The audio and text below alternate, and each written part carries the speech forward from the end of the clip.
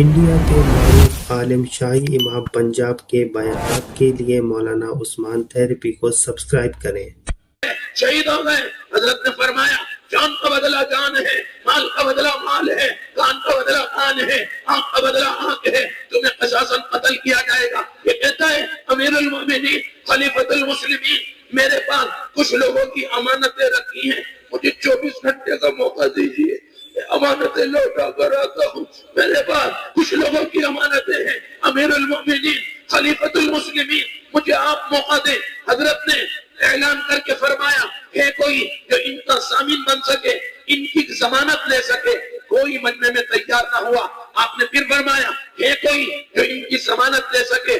حضرت ابو ذر غفاری رضی اللہ تعالیٰ نے فرمایا کتب تواریخ میں لکھا ہے میں تیار ہوں۔ حضرت نے ان کی ضمانت پر اس کو روانہ کیا۔ اگلے دن عصر تک یہ شخص واپس نہ آیا۔ تمام صحابہ رو رہے ہیں، مسجد نبوی میں بڑے بڑے صحابہ رو رہے ہیں، اگر وہ واپس نہ آیا۔ عمر رضی اللہ تعالیٰ عنہ کوئی کمپرومائز نہیں ہے۔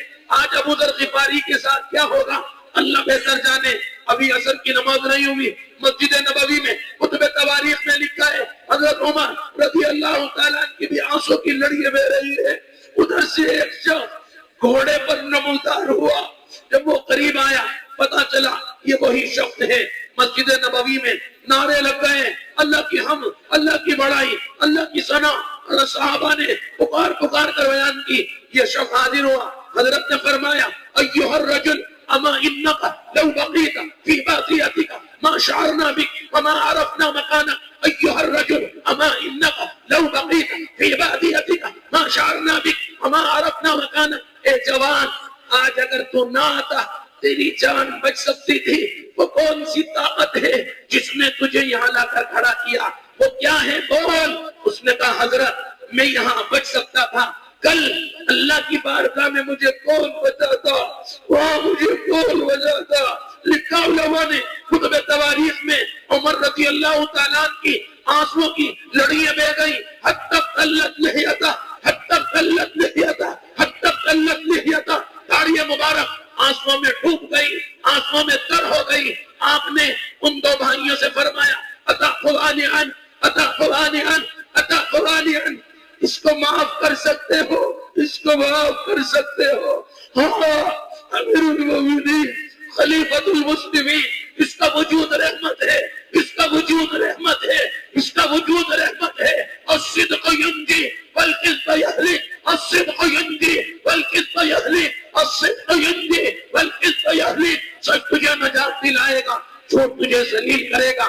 آج ہماری ذلت کیوں ہے؟ ہر گلی میں ذلیل ہے، ہر بستی میں ذلیل ہے، ہر شہر میں ذلیل ہے۔ ہمارے یہاں سے سچ نکل گیا، حیا نکل گئی، ایمان نکل گیا، قرآن نکل گیا، سنت نکل گئی، شریعت نکل گئی۔ کماتے کماتے مقرون ہو گئے، کھاتے کھاتے مریض ہو گئے۔ مولانا کوئی وظیفہ دلاؤ، مولانا کوئی تعویذ دلاؤ، بچی جوان ہے، رشتہ نہیں آتا، اماں بیمار ہے، شفا نہیں ہوتی، روزی میں برکت نہیں ہوتی، پارٹنر نے دھوکہ دیا ہے، سر ڈانپتا ہوں تو پاؤں کھل جاتے ہیں، پاؤں ڈانپتا ہوں تو سر کھل جاتا ہے۔ مولانا مجھے کوئی تعویذ دلا دو۔ خدا کی قسم ایک عالم نے لکھا ہے جو مصیبتیں، جو پریشانی ہے، جو مصیبتیں، جو آفتیں گناہوں کی وجہ سے آتی ہیں، وہ تعویذ سے نہیں توبہ استغفار سے دفع ہوتی ہیں۔ ہمارے اوپر بس ایک ہی بھوت سوار ہے، مولانا مجھے کوئی تعویذ دلا دے، مولانا مجھے کوئی تعویذ دلا دے۔